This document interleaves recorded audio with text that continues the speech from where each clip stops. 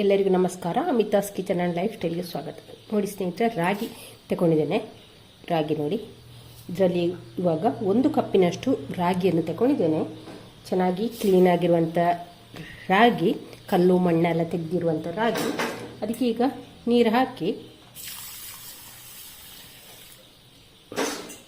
ಚೆನ್ನಾಗಿ ಒಂದು 3-4 ಸಲ ಚೆನ್ನಾಗಿ ವಾಶ್ ಮಾಡಬೇಕು. ಯಾಕಂದರೆ ಇದರಲ್ಲಿ ಉಮಿ ಇರ್ತದೆ, ಈ ಉಮಿ ಎಲ್ಲ ತೆಗಿಬೇಕು ಫಸ್ಟಿಗೆ.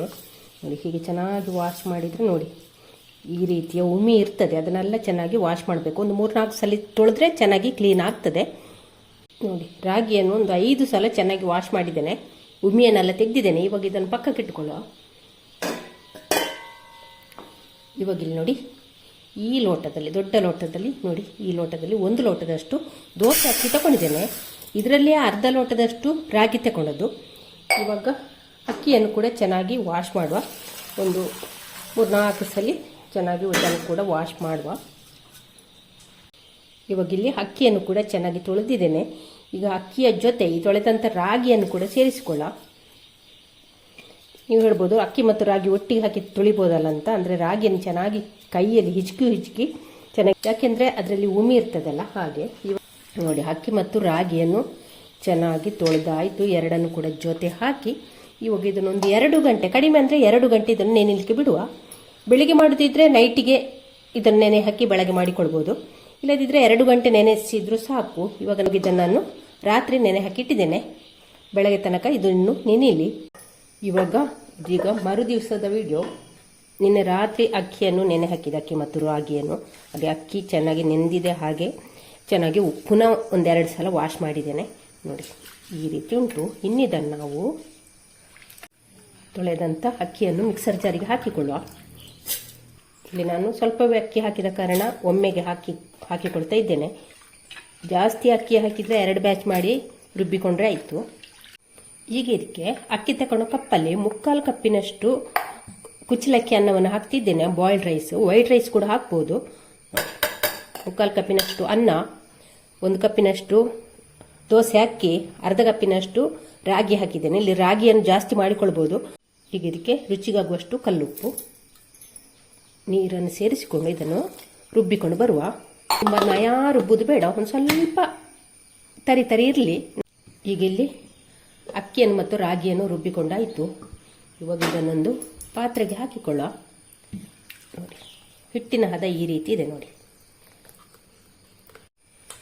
ಇವಾಗ ನೋಡಿ, ರುಬ್ಬಿದಂಥ ಹಿಟ್ಟನ್ನು ಒಮ್ಮೆ ಚೆನ್ನಾಗಿ ಕಲಸಿಕೊಳ್ಳುವ. ಅಂದರೆ ಹಿಟ್ಟಿನ ಹದ ಈ ರೀತಿ ಉಂಟು ನೋಡಿ, ಇಷ್ಟು ಉಂಟು. ಹಾಗೆ ತುಂಬ ನಯ ಇಲ್ಲ ಕಡಿಲಿಕ್ಕೆ, ಸ್ವಲ್ಪ ತರಿ ಇದ್ರೆ ಆಯಿತು. ನೋಡಿ, ತುಂಬ ತೆಳ್ಳಗೆ ಮಾಡಲಿಕ್ಕಿಲ್ಲ ಹಿಟ್ಟನ್ನು. ನೋಡಿ, ಈ ರೀತಿ ಇದ್ರೆ ಆಯಿತು. ನೋಡಿ, ಇಷ್ಟು ಹದದಲ್ಲಿ ಇದ್ರೆ ಆಯಿತು. ಇನ್ನಿದನ್ನು ನಾವು ಇಲ್ಲಿ ನೋಡಿ, ನಾನು ಈ ಥರದ ಕಾವಲಿ ತಗೊಂಡಿದ್ದೇನೆ. ನೋಡಿ, ಈ ಥರದ್ದು ಸುಮಾರು ಇದಕ್ಕೆ 30 ವರ್ಷವೇ ಆಯಿತು, ಹೊಸದೇನಲ್ಲ. ಈ ಥರದ ಕಾವಲಿ ನಿಮಗೆ ಎಲ್ಲ ಪಾತ್ರೆ ಅಂಗಡಿಯಲ್ಲಿ ಸಿಗ್ತದೆ. ನೋಡಿ, ಈ ಥರ ಇಂಡೋಲಿಯಂ ಕಾವಲಿ ನಿಮಗೆ ಎಲ್ಲ ಪಾತ್ರೆ ಅಂಗಡಿಯಲ್ಲಿ ಸಿಗ್ತದೆ. ನೀವು ಕಮೆಂಟಲ್ಲಿ ಕೇಳ್ಬೋದು ಅಂತ ನಾನು ಮೊದಲೇ ಹೇಳಿದ್ದೇನೆ. ನೀವು ಒಲೆಯಲ್ಲಿ ಅಡಿಗೆ ಮಾಡೋರೇನಾದರೆ ಇದ್ರೆ ಬಳಪದ ಕಾವಲಿಯನ್ನು ಉಪಯೋಗಿಸಿ, ತುಂಬ ಒಳ್ಳೆಯದಾಗ್ತದೆ ಬಳಪದ ಕಾವಲಿಯಲ್ಲಿ. ಈಗ ನಾವು ಪೇಟೆಯಲ್ಲೆಲ್ಲ ಇರುವವರು, ಸ್ಟವಲ್ಲಿ ಅಡಿಗೆ ಮಾಡೋರಿಗೆ ಈ ಕಾವಲಿಯನ್ನು ಉಪಯೋಗಿಸಿದರೆ ಆಯಿತು. ನೋಡಿ, ಇದಕ್ಕೆ ರೇಟ್ ಎಷ್ಟುಂಟು ಅಂತ ಗೊತ್ತಿಲ್ಲ ನನಗೆ ಇವಾಗ. ಆದರೆ ನಿಮಗೆ ಎಲ್ಲ ಅಂಗಡಿಯಲ್ಲಿ ಸಿಗ್ತದೆ. ಸೈಜಲ್ಲಿ ಕೂಡ ಹೆಚ್ಚು ಕಡಿಮೆ ಉಂಟು. ಇದಕ್ಕಿಂತ ದೊಡ್ಡ ಸೈಜ್ ಕೂಡ ಸಿಗ್ತದೆ. ನೀವು ಇದಕ್ಕಿಂತ ದೊಡ್ಡ ಸೈಜ್ ತಗೊಳ್ಳಿ. ಹಾಗೆ ಇವಾಗ ಇದನ್ನು ಇವಾಗ ಇಲ್ಲಿ ನಾನು ಸ್ಟವ್ ಮೇಲೆ ಕಾವಲಿಯನ್ನು ಕಾಯಲಿಕ್ಕೆ ಇಟ್ಟಿದ್ದೇನೆ. ಕಾವಲಿ ಚೆನ್ನಾಗಿ ಕಾಯಬೇಕು ಅಂತ ಏನಿಲ್ಲ, ಹದ ಕಾದ್ರೆ ಸಾಕು. ಇವಾಗ ಕಾವಲಿಯನ್ನು ಒರೆಸಿಕೊಳ್ಳ. ಒರೆಸಿ ನಂತರ ಹಿಟ್ಟನ್ನು ನಾವು ಇದಕ್ಕೆ ಹಾಕಿಕೊಳ್ಳ. ಹಾಕಿ ಇದನ್ನು ಹೀಗೆ ಜಾಸ್ತಿ ಇದೊಂದು ಸ್ವಲ್ಪ ಕಾವಲಿ ಜಾಸ್ತಿ ಬಿಸಿ ಆಗಿದೆ. ಬಿಸಿ ಆದ್ರೆ ಉಂಟಲ್ಲ ಹೀಗೆ ಬರ್ತದೆ. ಇದಕ್ಕೆ ಮುಚ್ಚಳ ಮುಚ್ಚಿ ಇದನ್ನು ಬೇಯಿಸಿಕೊಳ್ಳುವ. ಇಲ್ಲಿ ಕಾವಲಿ ಬಿಸಿಯಾಗಿದೆ, ಅದಕ್ಕೆ ಈಗ ಹಿಟ್ಟನ್ನು ಹಾಕಿಕೊಳ್ಳುವ. ಜಾಸ್ತಿ ಕಾವಲಿಯನ್ನು ಬಿಸಿ ಮಾಡಲಿಕ್ಕಿಲ್ಲ. ಹಾಕಿ ಹೀಗೆ ತೆಳ್ಳಗೆ ಹಾಕಿದರೆ ಆಯ್ತು.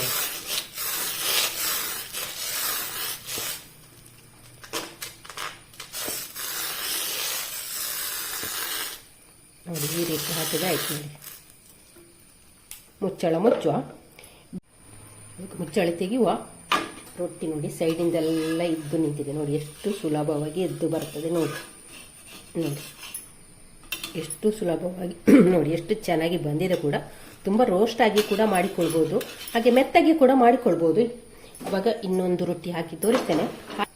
ಒಂದು ರೊಟ್ಟಿಯನ್ನು ತೆಗೆದ ನಂತರ ಕಾವಲಿಯನ್ನೊಮ್ಮೆ ಚೆನ್ನಾಗಿ ಒರೆಸಿಕೊಳ್ಬೇಕು. ಆ ನಂತರ ಹಿಟ್ಟನ್ನು ಹಾಕಿಕೊಂಡ್ರೆ ಆಯಿತು. ನಮಗೆ ತೆಳ್ಳಗೆ ಬೇಕು ಅಂತಿದ್ರೆ ಎಷ್ಟು ತೆಳ್ಳಗೆ ಕೂಡ ಇದನ್ನು ಮಾಡ್ಬೋದು. ನೋಡಿ ಎಷ್ಟು ತೆಳ್ಳಗೆ ಕೂಡ ಮಾಡ್ಬೋದು. ಹಿಟ್ಟನ್ನು ಮಾತ್ರ ಸ್ವಲ್ಪ ತಗೊಳ್ಬೇಕು.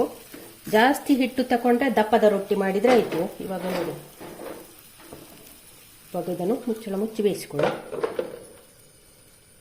ಇವಾಗ ಇಲ್ಲಿ ನಾನು ಎರಡನೇ ರೊಟ್ಟಿಯನ್ನು ತೆಗಿತಾ ಇದ್ದೇನೆ. ಒಂದು ಸೈಡಿಂದ ಎಬ್ಬಿಸಿರಾಯಿತು ನೋಡಿ, ಚೆನ್ನಾಗಿ ಎದ್ದು ಬರ್ತದೆ. ಏಳುದಿಲ್ಲ ಅಂತಲೂ ಭಯ ಬೇಡ. ನೋಡಿ ಇದು ತೆಳ್ಳಗೆ ಮಾಡಿದ್ದೇನೆ ನೋಡಿ. ಇದು ನಮಗೆ ಉಂಟಲ್ಲ, ಚಿಕನ್ ಸಾರು, ಮೀನು ಸಾರು, ಚಟ್ನಿ, ಯಾವುದೇ ಸಾರು ಇರಲಿ, ಚಟ್ನಿ ಇರಲಿ, ಎಲ್ಲದಕ್ಕಿದ್ದು ಆಗ್ತದೆ. ಯಾವುದ್ರ ಜೊತೆ ಕೂಡ ತಿನ್ಬೋದು. 3 ರೊಟ್ಟಿ ತಿನ್ನುವವರು ಉಂಟಲ್ಲ, 4-5 ರೊಟ್ಟಿ ತಿನ್ಬೋದು. ಅಷ್ಟು ಟೇಸ್ಟ್ ಮತ್ತು ಹೆಲ್ದಿ ಆದ ಒಂದು ರೆಸಿಪಿ. ನೋಡಿ ಎಷ್ಟು ತೆಳ್ಳಗಾಗಿ, ಎಷ್ಟು ಸಾಫ್ಟಾಗಿ. ನಿಮಗೆ ಸಾಫ್ಟ್ ಕೂಡ ಮಾಡ್ಬೋದು. ಇದು ನಾನು ಸ್ವಲ್ಪ ಕ್ರಿಸ್ಪಿ ಮಾಡಿದ್ದೇನೆ. ನಾನು ಸ್ವಲ್ಪ ಅನ್ನ ಕಡಿಮೆ ಹಾಕಿದ್ದೇನೆ. ಹಾಗಾಗಿ ನಮಗಿದು ಇಷ್ಟು ರೋಸ್ಟ್ ಬಂದಿದೆ.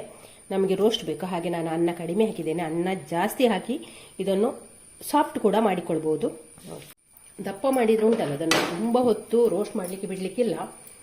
ಬೆಂದರೆ ಸಾಕು. ಆವಾಗ ನಾವು ಇದನ್ನು ಬಿಚ್ಕೊಂಡ್ರೆ ಆಯಿತು. ಲಂಚ್ ಬಾಕ್ಸ್ಗೆಲ್ಲ ಬೇಕಂತಿದ್ರೆ ತುಂಬ ಹೊತ್ತು ಇದನ್ನು ಬೇಯಿಸ್ಲಿಕ್ಕಿಲ್ಲ. ನೋಡಿ, ತುಂಬ ಹೊತ್ತಲ್ಲಿ ಕ್ರಿಸ್ಪಿ ಮಾಡಲಿಕ್ಕಿಲ್ಲ. ಹೀಗೆ ದಪ್ಪ ಮಾಡಿಕೊಂಡ್ರೆ ಆಯಿತು. ಹೀಗೆ ಇದು ಸಾಫ್ಟೇ ಇರ್ತದೆ ನೋಡಿ, ದಪ್ಪ ಉಂಟು. ಈ ರೀತಿ ಮಾಡಿಕೊಂಡ್ರೆ ಆಯಿತು. ಎಲ್ಲವನ್ನು ಕೂಡ ಇನ್ನು ಇದೇ ರೀತಿ ತೆಳ್ಳಗೆಯ ರೊಟ್ಟಿಯನ್ನು ಮಾಡಿಕೊಳ್ಳ. ಇವಾಗ ಇಲ್ಲಿ ನಾನು 2 ರೀತಿಯಲ್ಲಿ ರೊಟ್ಟಿಯನ್ನು ಮಾಡಿದ್ದೇನೆ. ಒಂದು ತೆಳ್ಳಗೆ ಮಾಡಿಕೊಂಡಿದ್ದೇನೆ, ಹಾಗೆ ಇನ್ನೊಂದು ದಪ್ಪ ಮಾಡಿದ್ದೇನೆ. ನಮ್ಮ ಲಂಚ್ ಬಾಕ್ಸಿಗೆಲ್ಲ ಬೇಕು ಅಂತಿದ್ರೆ ನೀವು ಹೀಗೆ ದಪ್ಪ ಮಾಡಿದರೆ ಆಯಿತು. ಸ್ವಲ್ಪ ಜಗಿಲಿಕ್ಕೆಲ್ಲ ಕಷ್ಟ ಇದ್ದವರಿಗೆ, ಪ್ರಾಯದವರೆಲ್ಲ ಇದ್ದರೆ ಈ ರೀತಿ ಮಾಡಿಕೊಂಡ್ರೆ ಆಯಿತು. ಇವಾಗ ಇದನ್ನು ನಾನು ರೊಟ್ಟಿ ಮತ್ತು ಸಾಂಬಾರು ಕೂಡ ಉಂಟು ಇಲ್ಲಿ. ಅದರ ಜೊತೆಯಲ್ಲಿ ಹಲಸಿನಕಾಯಿಯ ಚಂಗುಳಿ ಅಂತ ಹೇಳ್ತೇವೆ. ಇದನ್ನು ಕಾಯಿಯಿಂದ ಮಾಡುವಂಥದ್ದು ಇದು. ಅದು ಮತ್ತು ಇದು ತಿಂದರೆ ಉಂಟಲ್ಲ, ಇದು ಮತ್ತು ಇದಕ್ಕೆ ನಾವು ಬಡ್ ರೊಟ್ಟಿ ಅಂತ ಹೇಳ್ತೇವೆ. ರಾಗಿದ್ದು ಬಡ್ ರೊಟ್ಟಿ ಅಂತ ಹೇಳೋದು. ಅದನ್ನು ಮತ್ತು ಇದನ್ನು ತಿಂದರೆ ಉಂಟಲ್ಲ, ವಾವು ಎಷ್ಟು ಚೆನ್ನಾಗಿ ಆಗ್ತದೆ ಗೊತ್ತುಂಟ. ಸೂಪರಾಗಿ ಆಗ್ತದೆ. ನೀವು ಕೂಡ ಒಂದ್ಸಲಿ ಟ್ರೈ ಮಾಡಲೇಬೇಕಾದಂಥ ಒಂದು ರೆಸಿಪಿ. ರಾಗಿ ರೊಟ್ಟಿ ಮತ್ತು ಹಲಸಿನಕಾಯಿದು ಚಂಗುಳಿ ಬೆಸ್ಟ್ ಕಾಂಬಿನೇಷನ್. ನೀವು ಕೂಡ ಒಂದ್ಸಲಿ ಟ್ರೈ ಮಾಡಿ.